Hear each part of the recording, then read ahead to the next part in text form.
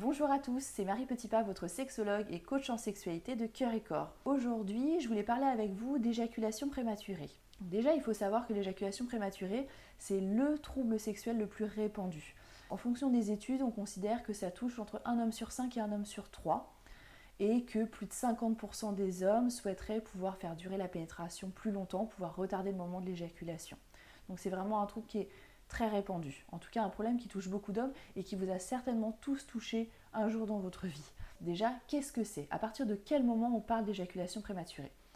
Donc on parle d'éjaculation précoce lorsque l'éjaculation survient soit avant le début de la pénétration, pendant les préliminaires par exemple, soit moins d'1 minute après le début de la pénétration.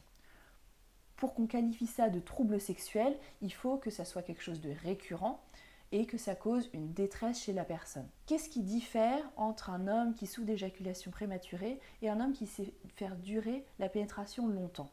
Est-ce que l'éjaculation précoce, c'est une maladie comme l'hémophilie, le diabète ou le rhume?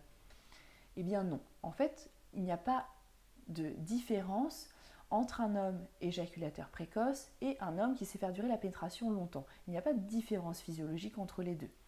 Dans les deux cas, ce qui va causer l'éjaculation, c'est l'excitation.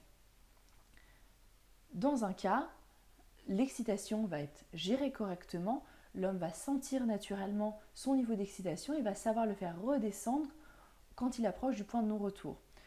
Dans l'autre cas, dans le cas d'un éjaculateur prématuré, il ne va pas forcément sentir son niveau d'excitation et va éjaculer sans avoir pu contrôler le moment de l'éjaculation.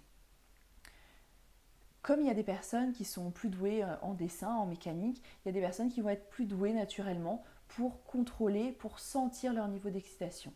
Mais dans les deux cas, il n'y a pas de différence physiologique. Dans les deux cas, c'est l'excitation qui cause l'éjaculation. Il faut savoir qu'il existe plein de techniques, d'astuces pour retarder le moment de l'éjaculation. Et pour ça, le sexologue ou le coach en sexualité sera un allié précieux.